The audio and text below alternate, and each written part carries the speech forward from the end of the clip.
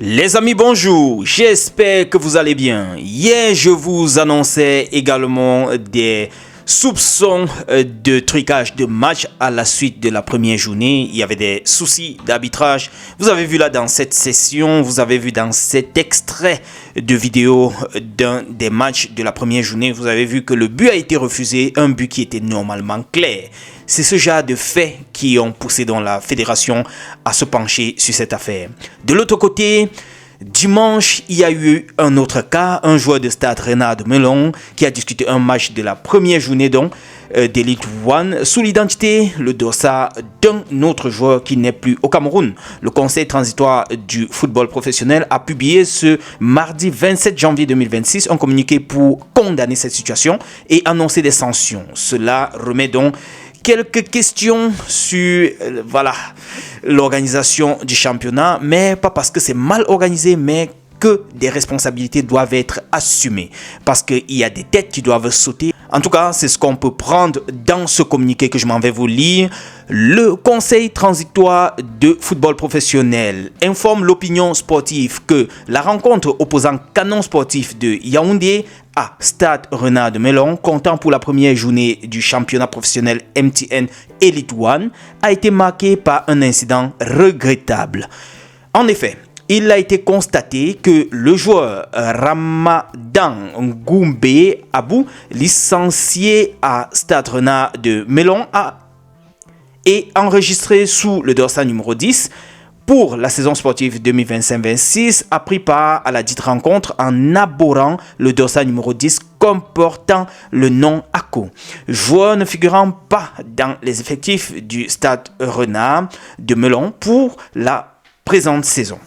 Un tel manquement, inadmissible à ce niveau de compétition, constitue une violation manifeste des règles administratives et organisationnelles en vigueur. À ce titre, le dossier sera transmis à la Commission fédérale d'homologation et de discipline, compétente pour en connaître en vue de l'application des sanctions disciplinaires appropriées, tant à l'encontre du joueur concerné que des officiels de la rencontre, pour manquement à leurs obligations de vigilance et de rigueur dans l'exercice de leur mission.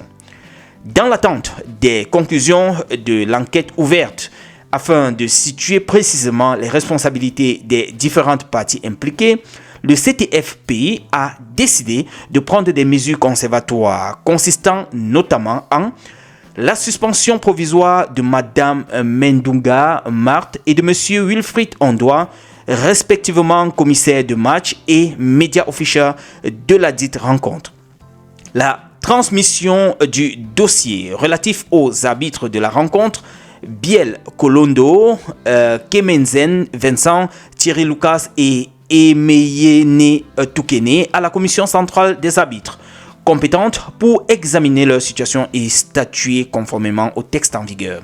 Le CTFP réaffirme son engagement constant à accompagner l'ensemble des acteurs du football professionnel camerounais dans le strict respect des lois, règlements et principes qui régissent l'organisation et la pratique du football. Les amis, je pense pour ma part que si on n'est pas assez strict, on ne pourra pas élever le niveau de notre football. Les têtes doivent tomber, les responsabilités doivent être assumées. Switchons cette fois-ci sur le frère de André Onana, Christian Onana, qui, selon certaines indiscrétions, a été suspendu pour une période de 10 ans de toute activité liée au football. Je n'ai pas encore eu la confirmation sur le plan de communiqué. Bref, c'est ce qui se dit sur plusieurs pages sportives, les amis. Je vous ai parlé il y a cela quelques temps de cette commission provisoire qui devait prendre le contrôle de l'équipe de ça, en attendant que les procédures judiciaires soient du moins aboutissent. Et là, nous avons eu un communiqué de l'Africa Foot qui parlait de ce topic. Et maintenant, il y a des rumeurs, ça reste encore des rumeurs, qu'il serait donc suspendu pour 10 ans. Les amis, de plus en plus, le sélectionneur devient la star du côté de Garoua. Vous voyez, il profite bien du retour, entre guillemets, du Maroc avec les performances qui ont été livrées de ce côté-là. En tout cas, le sélectionneur ne manque pas de prendre quelques petites pauses avec ses nombreux fans. De l'autre côté, c'est plutôt Bryan Mbeumo, lui aussi, qui ne perd pas le temps à satisfaire ses fans à chaque fois que l'occasion se présente. J'adore ça. Disponibilité assurée. Kevin Koudou à l'entraînement, toujours jovial, toujours, voilà, de bonne humeur. Bref, bon mindset. J'adore ça. Les amis, on nous annonce que voilà, la Coupe du Monde 2030 va s'achever du côté du Maroc. Espagne, Portugal et Maroc, c'est le trio qui devrait donc organiser ce tournoi-là. On nous annonce que la finale se jouera au Maroc. On espère que les Serbiens ne vont pas souffrir. Bref, les amis, les premières sanctions devraient tomber. Nous annonce-t-on. On attend encore les sanctions de la CAF. On nous annonce là depuis et rien n'arrive. En tout cas, on est accroché. On aimerait bien savoir ce qui va se passer. De plus en plus, on annonce André Onana du côté de l'Inter. Semblerait-il l'Inter serait encore intéressé par le profil de André Onana. Un possible retour, just wait and see. Je dois rappeler ici qu'il est encore sous contrat avec Manchester United. Il est juste en prêt du côté de Trabzonspor. On attend de voir ce qui va se passer dans les prochains mois.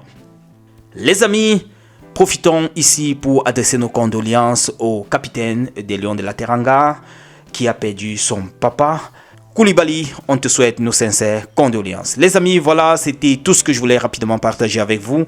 C'est un peu calme ces derniers jours, mais voilà, j'ai ramassé quelques petites actualités que j'ai essayé de mon mieux de vous partager cela. On est ensemble, restez connectés et d'ici là, portez-vous bien les amis. Ciao.